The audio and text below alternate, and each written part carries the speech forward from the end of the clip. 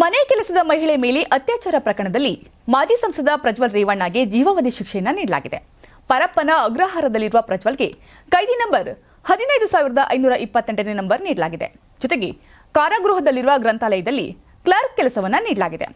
ವಿಚಾರಣಾಧೀನ ಕೈದಿಗಳು ಹಾಗೂ ಸಜಾಬಂದಿಗಳಿಗೆ ಜೈಲಿನ ಗ್ರಂಥಾಲಯದಿಂದ ಪುಸ್ತಕವನ್ನ ವಿತರಣೆ ಮಾಡುವುದು, ಯಾವ ಕೈದಿಗೆ ಯಾವ ಪುಸ್ತಕ ನೀಡಲಾಗಿದೆ ಎಂಬ ಮಾಹಿತಿಯನ್ನ ಪುಸ್ತಕದಲ್ಲಿ ಎಂಟ್ರಿ ಮಾಡಿಕೊಳ್ಳುವುದು, ಈ ಕೆಲಸವನ್ನ ಪ್ರಜ್ವಲ್ಗೆ ನೀಡಲಾಗಿದ್ದು, ಕ್ಲರ್ಕ್ ಕೆಲಸಕ್ಕೆ ಪ್ರತಿದಿನ 524 ರೂಪಾಯಿ ಕೂಲಿಯನ್ನು ನಿಗದಿ ಮಾಡಲಾಗಿದೆ. ಇನ್ನು ಬೆಂಗಳೂರಿನಲ್ಲಿ ದೇಗುಲವೊಂದಕ್ಕೆ ಭೇಟಿ ನೀಡಿದ್ದ ಮಾಜಿ ಸಚಿವ ಎಚ್.ಡಿ. ರೇವಣ್ಣ ಅವರನ್ನ ಮಾಧ್ಯಮಗಳು ಪ್ರಜ್ವಲ್ ರೇವಣ್ಣ ಬಗ್ಗೆ ಪ್ರಶ್ನೆಯನ್ನ ಕೇಳಿದ್ದಾರೆ.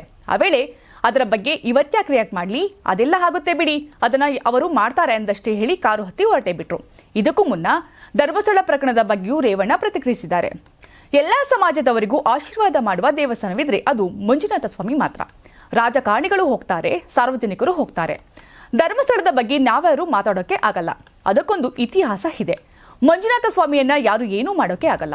ಯಾರು ತೊಂದರೆ ಕೊಡ್ತಾರೋ ಅವರಿಗೆ ಮಂಜುನಾಥ ಸ್ವಾಮಿಯೇ ಶಿಕ್ಷೆಯನ್ನ ಕೊಡ್ತಾರೆ. ಯಾರನ್ನಾದ್ರೂ ಮುಗಿಸೋಕೆ ಆಗತ್ತಾ? ದೇವರ ಅನುಗ್ರಹ ಇರೋವರೆಗೆ ಏನೂ ಮಾಡೋಕೆ ಆಗಲ್ಲ ಅಂತ ರೇವಣ್ಣ ಹೇಳಿದ್ರು.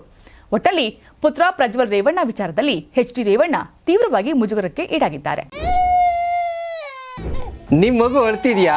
ಹಾಗಾದ್ರೆ ನಿಮ್ ಮಗುವಿಗೆ ಜೀನಿ ಸರಿ ಇಟ್ಕೊಡಿ.